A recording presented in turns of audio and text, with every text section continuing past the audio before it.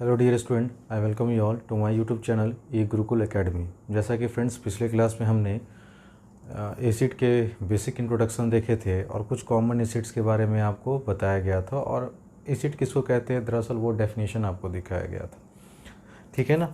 अब वहाँ से आपको जब हम कॉमन एसिड बता रहे थे तो पिछले क्लास में हमने स्टार्ट किया था कार्बोनिक एसिड से, फिर आपका हाइड्रोक्लोरिक एसिड से, फिर आपका सल्फ्यूरिक एसिड से, फिर आपका नाइट्रिक एसिड। ये 4 मिनरल एसिड के बारे में बताए थे। तो बहुत सारे लड़के जो हैं उन लोगों को कन्फ्यूज़न हो रहा होगा कि सर ये आखिर मिनरल एसिड क्या है, ऑर्गेनिक एसिड क्या है। तो देखो, अगर सिंपल शब्दों में मैं बोलूँ ना तो सर मिनरल एसिड किसको कहेंगे, है ना, और ऑर्गेनिक एसिड किसको कहेंगे। आप अगर 2 लाइन में अगर हमको बता दे तो वो अच्छा है। देखो, जो नेचुरली हमको मिलते हैं, अब नेचुरली किससे मिलेगा, पेड़ पौधा से मिलेगा या इंसेक्ट से मिलेगा या फिर जानवरों से मिलेगा। ठीक है ना, जानवरों के प्रोडक्ट से मिलेगा, है ना, फूड प्रोडक्ट से। तो हम उसको कहेंगे सर वो मेरा कौन सा एसिड हो गया। तो आप बोलेंगे सर वो तमाम एसिड हो गया हमारा ऑर्गेनिक एसिड। लेकिन जो एसिड है ना ह्यूमन के द्वारा, ठीक है ना, लेबोरेटरी में या एक्सपेरिमेंट के थ्रू बनाए जाते हैं, वो तमाम एसिड को हम लोग कहते हैं कौन सा एसिड, मिनरल एसिड। आगे चल के पढ़ेंगे कि सर जितने भी ऑर्गेनिक एसिड होते हैं ना वो दरअसल वीक एसिड होते हैं, लेकिन जितने भी मिनरल एसिड होते हैं ना वो स्ट्रॉन्ग एसिड होते हैं। ये सब आपको बताया जाएगा। तो मैंने आपको बोला था कि सर एग्ज़ाम में डेफिनेशन ही पूछेगा, what is mineral acid, what is organic acid. ठीक है ना, लेकिन अब आपको मालूम हो गया, ठीक है ना, कि सर मिनरल एसिड किसको कहेंगे, जो मैनमेड है। इसीलिए हम लोग मिनरल एसिड को लेबोरेटरी एसिड के भी नाम से जानते हैं, क्योंकि इसको लेबोरेटरी में बनाया जाता है केमिस्ट के द्वारा। ठीक है ना। उसमें सबसे इम्पॉर्टेंट जो था आपका क्या था, HCl था, नाइट्रिक एसिड था, H2SO4 था, समझ रहे हैं, कार्बोनिक एसिड था। अभी भी आपके बोर्ड पे 2-3 लिखा हुआ, एक ही लिखा हुआ है जो कि है फास्फोरिक एसिड। तो इतने तरह के मिनरल एसिड आपको 5 था, वो पाँचों को आप समझ गए होंगे। आइए अब एक एक कर नेक्स्ट जो हमारे एसिड बचे हुए हैं वो दरअसल जल्दी जल्दी कर लें, क्योंकि MCQ में कौन एसिड किसको क्या पूछेगा हमको भी नहीं मालूम, इसलिए आपको ये टेबल को याद करना बहुत ज़रूरी है। सबसे पहले फास्फोरिक एसिड कैसा एसिड है दोस्तों, मिनरल एसिड है ना। इसमें देखिए हाइड्रोजन है, फास्फोरस है और ऑक्सीजन है। ठीक है ना। लेकिन अब आप देखेंगे कि जितने भी हमारे सर है ना ऑर्गेनिक एसिड जब शुरू होंगे तो उसमें H और C के अलावा कोई आपको, है ना, H, C और O के अलावा कोई तीसरा प्रोडक्ट आपको जनरली देखने को नहीं मिलेगा। जितने भी ऑर्गेनिक एसिड हैं अगर आप ध्यान से देखेंगे तो HCO, HCO, HCO, SCO, SCO, SCO, SCO। ठीक है ना। तो जितने भी आपके ऑर्गेनिक एसिड है उसमें कार्बन, हाइड्रोजन और ऑक्सीजन, ये तीनों चीज़, ये 3 एलिमेंट प्रेजेंट रहते हैं।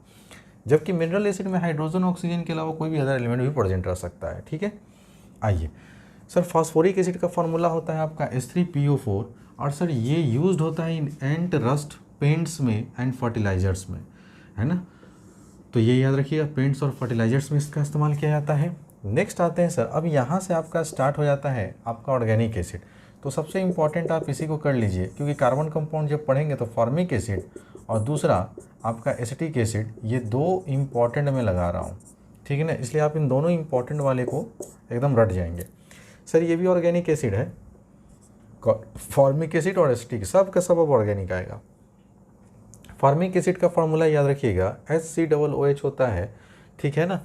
जब आगे जब इसको पढ़ेंगे ना दोस्तों तो वहाँ पे हम इसको मेथोनिक एसिड भी कहते हैं। ठीक है ना। तो वो आपको सिखाया जाएगा, एक कार्बन है ना, इसलिए इसको हम लोग मेथनोइक एसिड भी कहते हैं। अगर नहीं है तो आप यहाँ पे लिख सकते हैं, मेथनोइक एसिड कहते हैं इसको। ठीक है, ये IPSC नेम हो गया, ये इसका कॉमन नेम हो गया। अच्छा सर, ये आपको मैंने क्या बताया, जितने भी ऑर्गेनिक एसिड है या तो वो प्लांट से डिराइव होते हैं या तो जानवरों से डिराइव होते हैं, जानवरों के प्रोडक्ट से, या फिर आपको वो इंसेक्ट से आपको जनरली मिलते हैं। तो देखो ये लिखा हुआ है कि ऑर्गेनिक एसिड, ये जो है आपका फॉर्मिक एसिड, ये पाया जाता है स्टिंग्स ऑफ एंड, नहीं तो चींटी के जो डंक होते हैं उसमें पाया जाएगा। नीटल, है ना, नीटल जो उड़ीस कहते हैं आप लोग, खटमल कहते हैं, बीज हो गया, बीज के भी, है ना, स्टिंग में ये फॉर्मिक एसिड पाया जाता है। इसीलिए जब अगर कोई बीज डंक मारता है ना तो देखते हैं वहाँ सूजन हो जाता है, चिड़चिड़ाहट, लहर वगैरह पूरा शुरू हो जाता है, या कोई चींटी काटता है तो, ठीक है ना। तो इन सभी के डंक में आपका फॉर्मिक एसिड होता है। जब ये डंक मारता है तो दरअसल ये अपना फॉर्मिक एसिड जो होता है ना वो इंजेक्ट कर देता है, जिसकी वजह से हम लोग को पेन और वो सूजन होता है, स्वेलिंग आ जाता है। ठीक है, जगह जहाँ काटा गया है। किसी किसी का चेहरा देखोगे पूरा, अगर चेहरा पे काट ले तो आँख इतना बड़ा फूल जाता है, चेहरा ही फूल जाता है, समझ रहे हैं ना दोस्तों। तो फिर इसको न्यूट्रलाइज करने का भी तरीका है, बेकिंग सोडा है तो वो यूज़ कर लो, ठीक है। चलिए कोई बात नहीं, हम लोग के तो भाई लेबोरेटरी में जो है ना, दुनिया भर का जो है बीज वगैरह घूमते रहते थे। अगर किसी को डंक काट लिया तो तुरंत वहाँ से निकाले, सोडियम कार्बोनेट रगड़ लिए, सोडियम हाइड्रोक्साइड रगड़ लिए, सही हो जाता था, सूजन नहीं होता था, ठीक है ना। कोई बात नहीं है ना, तो आप लोग याद रखिएगा। अच्छा सर, इसका इस्तेमाल होता है टैनिंग लेदर में, लेदर इंडस्ट्री में इस्तेमाल होता है, साथ साथ में मेडिसिन पर्पज़ के लिए भी इस्तेमाल होता है। किसमें? ट्रीटिंग गाउट के लिए। ट्रीटिंग गाउट, एक गाउट देख लीजिएगा आप लोग कि गाउट का मीनिंग क्या होता है, ठीक है ना, समझे।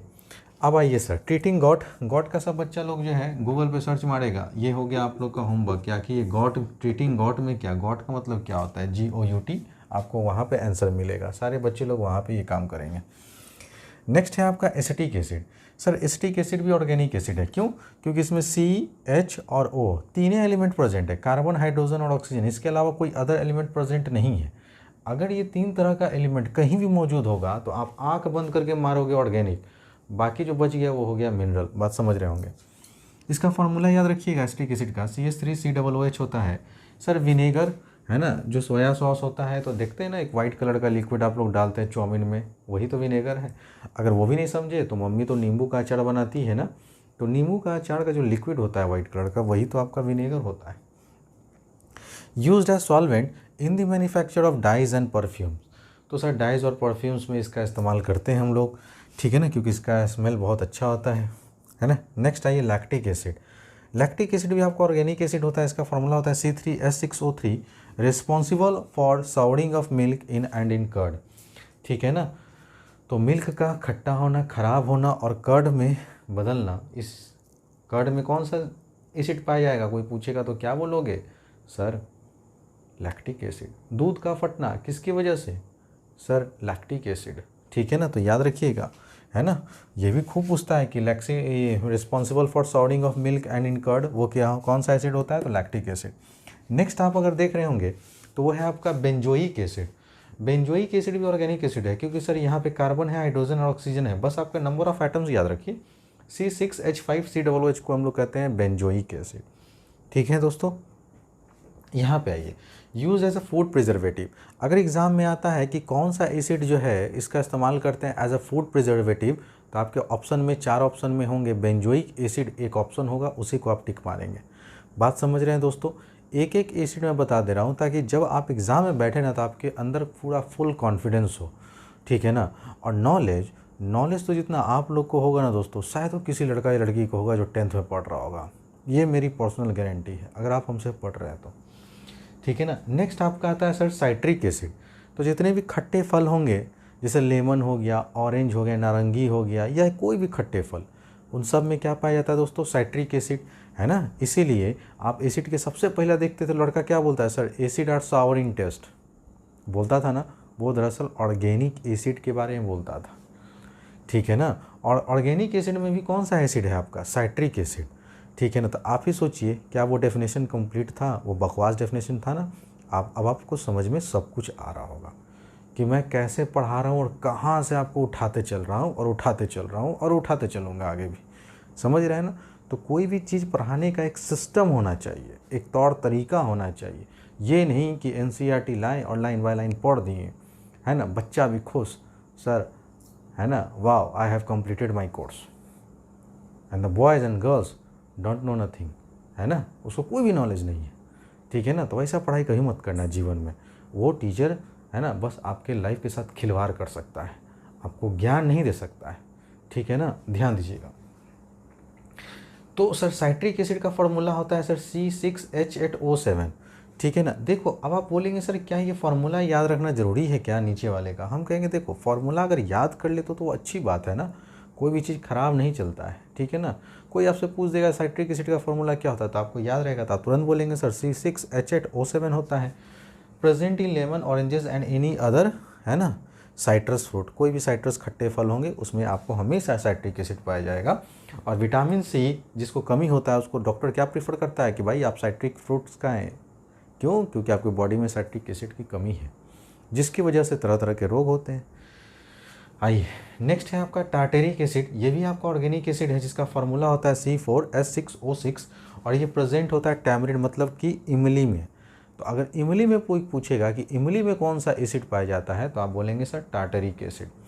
और लास्ट है आपका दोस्तों ऑक्जेलिक एसिड। ये भी ऑर्गेनिक एसिड है जिसका फार्मूला होता है C2H2O4 और ये प्रेजेंट होता है टोमेटोज़ में।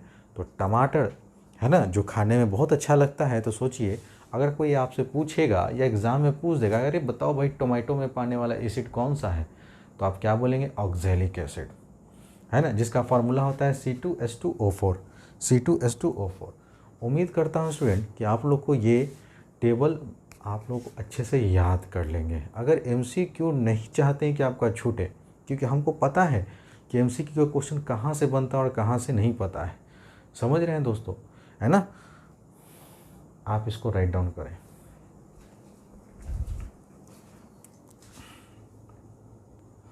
आइए स्टूडेंट अब हम लोग पढ़ते हैं। जैसा कि आप लोग बोर्ड पे क्वेश्चन देख रहे होंगे, क्वेश्चन है व्हाट इज़ बेस। अब सर इस बेस को क्या कहेंगे, तो अगर मैक्सिमम किसी लड़के से पूछा जाए जिसको एसिड बेस एंड सॉल्ट का प्रॉपर नॉलेज नहीं है तो वो बोलेगा सर कि बेसेस उसको कहेंगे जो सोपी टू टच हो, सर बीटर इन टेस्ट हो तो उसको हम लोग क्या कहेंगे सर बेस कहेंगे, ठीक है ना। फिर बोलेगा कि फलना कलर लिटमस पेपर का कलर फलना हो जाए तो उसको भी बेस कहते हैं। अरे सर वो सब उस बेस का डेफिनेशन नहीं हुआ, वो सब उसका फिजिकल प्रॉपर्टी हुआ, है ना। आपसे पूछा जा रहा है बेस किसको कहेंगे, तो आप मेरे नज़रिए से अब सोचिए कि सर एसिड के बारे में क्या कहा गया था कि सर एसिड वह सब्सटेंस होता है ना, जो रिलीज़ करता है क्या H+ ion in aqueous solution. तो जब आप उसको पानी में या किसी भी एक्वा सॉल्यूशन में डालते हैं किसी भी सब्सटेंस को, अगर H+ आयन रिलीज़ करे एक या एक से अधिक तो उसको क्या बोलते थे, एसिड बोलते थे। अब बेस में जो मेन फैक्टर है ना वो है OH- आयन का। तो OH- आयन जो है, OH- आयन इसको हम लोग कहते हैं हाइड्रो ऑक्साइड आयन। तो जो लड़के मेरे बेसिक लेक्चर अगर 7 वीडियोस देखे होंगे ना तो उनको अब मैं ये सब जो लिख रहा हूँ ना उनको सब एक एक चीज़ समझ में आ रहा होगा। अगर आप में से कुछ बच्चे ऐसे हैं जो डायरेक्ट है ना इस वीडियोस को देख रहे हैं, तो मेरा आप सभी लड़कों लड़कियों से रिक्वेस्ट है कि आप मेरे प्लेलिस्ट में जाएं, पहले मेरे बेसिक लेक्चर को आप बढ़िया से देखें, ठीक है ना, और उसको नोट करके उसको रट जाएं। उसके बाद आप जो है केमिकल रिएक्शन एंड इक्वेशन देखें, फिर आप एसिड बेस एंड सॉल्ट को देखें, ठीक है ना। समझ रहे हैं दोस्तों, तो आप ज़्यादा सीखेंगे, है ना। यहाँ पे देखो hydro oxide ion OH- ion को कहते हैं। तो बेस के डेफिनेशन में आप यही लिखेंगे, a base may be defined as a substance capable of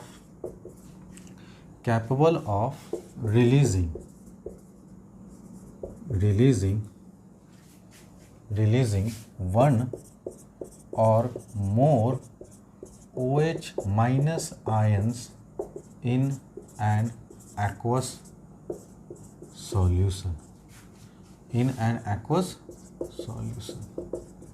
तो इसी को क्या कहेंगे दोस्तों, बेस कहेंगे।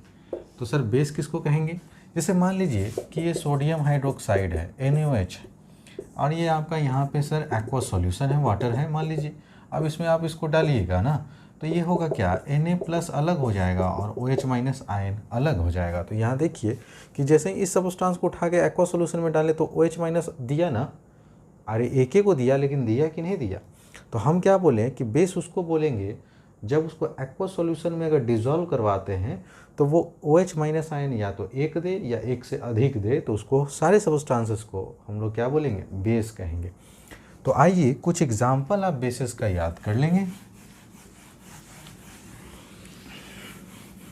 है ना।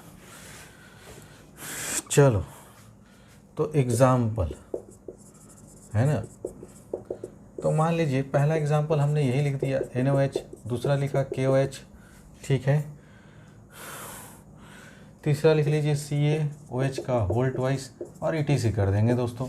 तो ये सर आपके जिसमें OH लग गया ना वो लगभग समझो कि सारा तमाम कंपाउंड आपका क्या है, बेस है।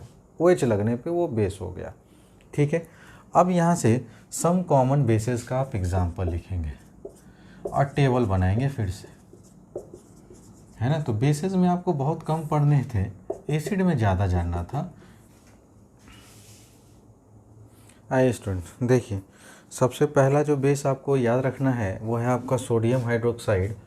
और जितने भी मैं बेस लिखवाने जा रहा हूँ आप उन सारे है ना बेस का कमर्शियल नेम ज़रूर याद रखें, क्योंकि एग्ज़ाम में बदमाशी क्या करता है कि सोडियम हाइड्रोक्साइड ना देके कह देगा कॉस्टिक सोडा, पोटेशियम हाइड्रोक्साइड ना कह के कह देगा कॉस्टिक पोटैश। तो आप लोग वहाँ कंफ्यूज ना करें, है ना। दोनों नाम एक ही व्यक्ति का है, बस ये कमर्शियल हुआ और ये इसका कॉमन हो गया, ठीक है ना। ये इसका कॉमन नेम हो गया, कमर्शियल नेम ही कॉमन नेम होता है, ध्यान दीजिएगा। और ये आपका IUPAC नेम हो गया। तो जैसे इंसान का घर में कैसे दो नाम होता है, एक निक नेम होता है, एक स्कूल नेम होता है, ठीक किसी तरह से इसका नाम याद रखिएगा।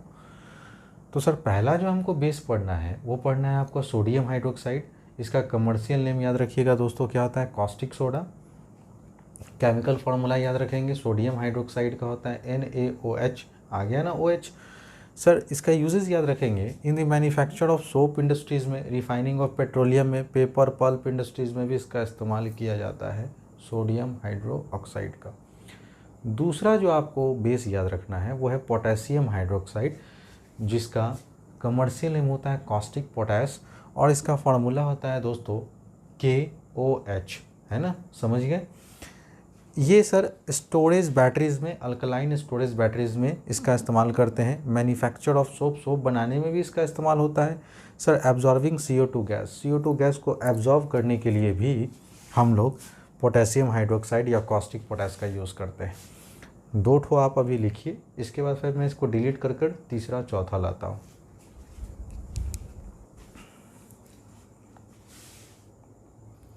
आइए स्टूडेंट ध्यान से देखिएगा। सर नेक्स्ट जो हमको है ना बेस पढ़ना है वो है आपका कैल्शियम हाइड्रोक्साइड, है ना, जिसका है ना कमर्शियल नेम होता है सेलेक्ट लाइन। अब जो लड़के हल्के में ले रहे हैं ना, ठीक है ना, वो प्रीवियस ईयर का भाई है ना, जितने भी बोर्ड के क्वेश्चन साइंस में आ चुके हैं ना, उनको एक बार पलट कर ज़रूर देखो, ठीक है ना, आपको मिल जाएगा, ठीक है ना। कि बताइए कैल्शियम हाइड्रोक्साइड का कमर्शियल नेम क्या है या कॉमन नेम क्या है, तो आप क्या बोलेंगे, सेलेक्ट लाइम, या सेलेक्ट लाइम दे देगा और उसका केमिकल फार्मूला पूछ देगा कि सेलेक्ट लाइम का केमिकल फार्मूला किसको क्या होता है, तो आप बोलेंगे CaOH का होल ट्वाइस, ठीक है। सर अगर यूजेज अगर आपका आएगा तो आप बोलेंगे इन the manufacture of bleaching powder, softening of hard water for white wash ETC, है ना। तो इस है ना कैल्शियम हाइड्रोक्साइड का जो है, अगर आप सॉल्ट जब हमसे पढ़ेंगे तो वहाँ पे आपको दिखाएंगे कि सर इसी कैल्शियम हाइड्रोक्साइड का इस्तेमाल करते हैं हम लोग ब्लीचिंग पाउडर बनाने में, ठीक है ना। साथ साथ में हार्ड वाटर को सॉफ्ट करने के लिए कैल्शियम हाइड्रोक्साइड की ज़रूरत पड़ती है, और साथ साथ में जो वाइट वॉश करते हैं, दीवालों की जो पोताई होती है चूना, उसमें भी सर इसका ही इस्तेमाल होता है CaOH का होल ट्वाइस। बात समझ रहे हैं।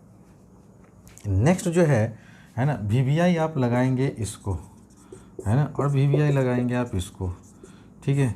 सबसे ज़्यादा अगर कोई पूछा है दोस्तों तो यही पूछा है, मिल्क ऑफ मैग्नीशिया किसको कहते हैं, तो मिल्क ऑफ मैग्नीशिया कहा जाता है मैग्नीशियम हाइड्रोक्साइड को, या मैग्नीशियम हाइड्रोक्साइड को ही कहा जाता है मिल्क ऑफ मैग्नीशिया, जिसका फॉर्मूला होता है MgOH का होल ट्वाइस, ठीक है ना। इसका इस्तेमाल हम लोग एज एन एंटासिड के रूप में करते हैं to remove too much acidity in our stomach.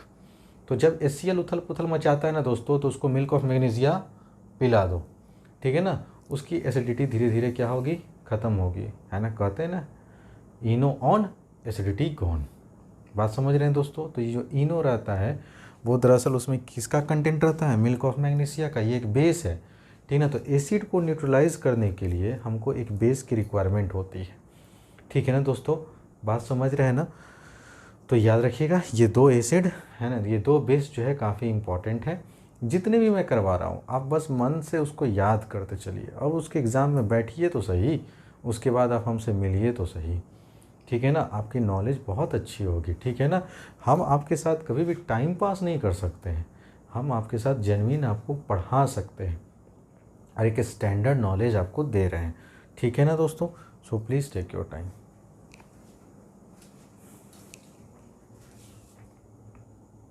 आइए स्टूडेंट ध्यान देखिएगा, लास्ट 2 आपको जो बेस पढ़ना है, जिसमें से एक है आपका एल्युमिनियम हाइड्रोक्साइड, जिसका कोई कमर्शियल नेम नहीं होता है, ठीक उसी तरह से अमोनियम हाइड्रोक्साइड का भी कोई कमर्शियल नेम नहीं होता है। अगर एल्युमिनियम है तो Al लगा के OH3 लिखेंगे, और अमोनियम है तो NH4OH लिखेंगे।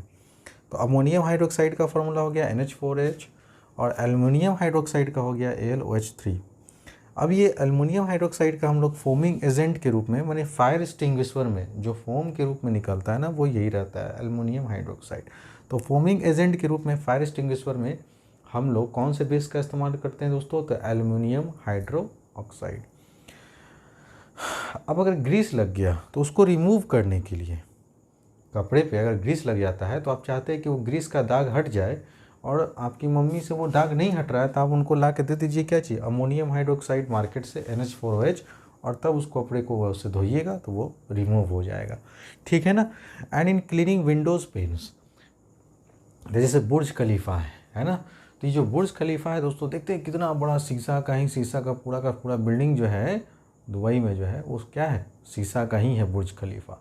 अब आप विदेशों में जाएंगे तो बड़े बड़े विंडोज़ पेन्स होते हैं ना, खिड़कियां होते हैं, तो उनको पे जो है हवा, डस्ट है ना, ये सब धूल, क्योंकि वो हाइट पे है ना, तो उस पर डस्ट पार्टिकल्स जाहिर सी बात है जल्दी जमा होता है, दाग धब्बा उस पर जल्दी लगेंगे।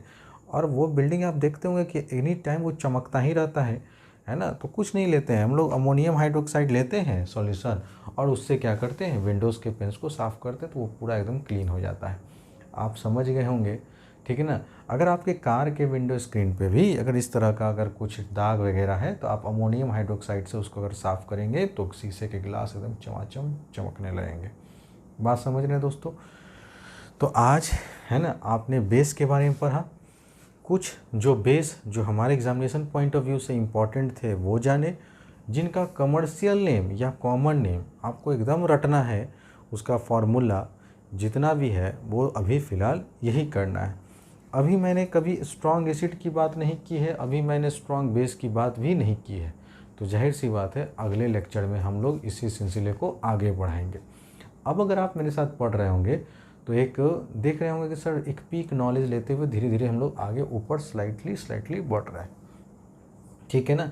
ये नहीं कि लाइन बाय लाइन आए और इंग्लिश को हिंदी में ट्रांसलेट कर दिए और साइंस ख़त्म। साइंस कोई ट्रांसलेशन का चीज़ नहीं है, साइंस कोई इतिहास भी नहीं है, ठीक है ना, कि घटनाएं जो घटी हैं उसी को हिंदी में बोल दो, लड़का लोग को साइंस समझ में आ गया। बात समझ रहे हैं दोस्तों? पढ़ाना पड़ता है, उनको समझाना पड़ता है, ठीक है ना। तो वीडियोस पसंद पड़ते हैं दोस्तों तो आप लोग वीडियोस पे लाइक और कमेंट ज़रूर किया कीजिएगा। और हाँ, एक मैंने क्वेश्चन आपसे पूछा था कि गाउट, ठीक है ना, ये in the treatment of gout, सारे बच्चे जो है कमेंट सेक्शन बॉक्स में है ना चिपकाएंगे कि सर गाउट का मीनिंग क्या होता है ना। तो हमको लगा कि नहीं, मेरे बच्चे सही में हमसे पढ़ रहे हैं।